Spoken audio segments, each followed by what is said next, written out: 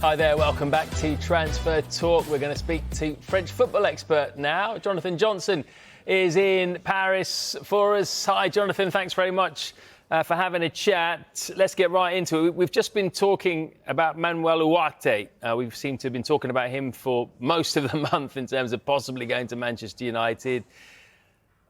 Is there growing optimism now that a deal can be done between PSG and Man U? Well, certainly there's still a feeling that PSG can and will let Ugarte go if a deal can possibly be reached with United.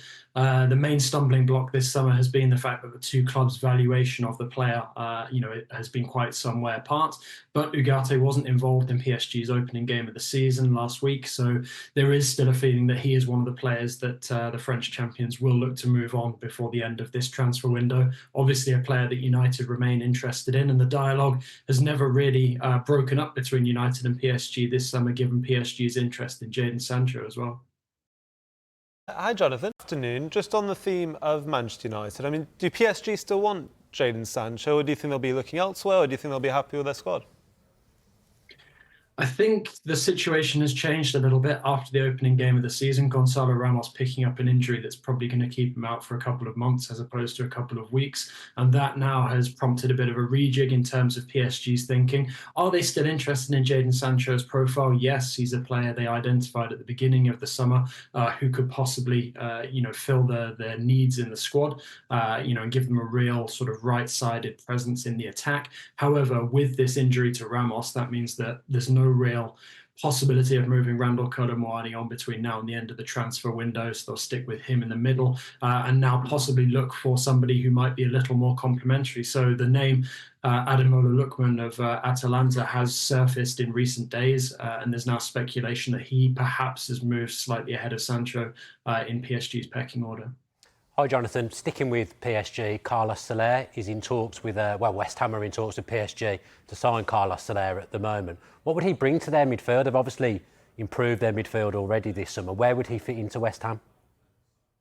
Yeah, Soler's a really interesting one because he's got quite a versatile profile. He's certainly played a number of positions since he joined PSG a couple of years ago. Unused substitute last week in PSG's opening game, but he did make the matchday squad. So I think there is a feeling that Luis Enrique could still use he doesn't end up doing. However, Soler, in terms of what was expected from him at the very beginning of his time with PSG, I think many people expected him to be a very creative presence.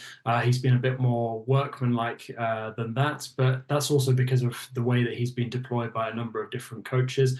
And I think West Ham would be getting somebody who is potentially a very creative player, if everybody remembers him at his best in Valencia back in La Liga. A really superb player, and many people felt that PSG were getting an absolute bargain back then. And although he has proved to be decent value in the fact that he could fit in a number of different positions, whether it's a more central midfield role, whether it's even a fullback or wingback at times, he is somebody who has added value to the squad. So I think the Hammers will be getting a very interesting type of player who could potentially fill a number of needs. Moving on to Everton, there are reports linking Neil Maupay with a move away. What can you tell us about that? Yeah, unfortunately, bad news for Marseille with a serious injury in the attacking ranks to Moubandia. So that means that Marseille will now be looking to make an attacking reinforcement. And Maupay has been sort of suggested as a bit of a low-cost approach, given that this has been quite a busy transfer window for Marseille so far. But they hit the ground running under Roberto De Zerbi in their opening game, really blowing out last season's surprise package Brest. And there has also been speculation that they're making a move on Norwich's Jonathan Rowe. That speculation isn't anything new. It's been around for a couple of weeks now, and it feels like Rowe is perhaps the main priority for Marseille at this moment in time, with Maupay possibly being the player that they pivot to if it continues to be problematic for the Norwich man. Jonathan, we saw Tottenham in action last night, first Monday night football of the season. Just wondering, with a few weeks left to go of the window, could there be one more incoming, do you think, for Spurs? Yeah, there's a name that's certainly started to surface over here in France, and that's Monaco's Van der Sen, primarily a right back, right wing back.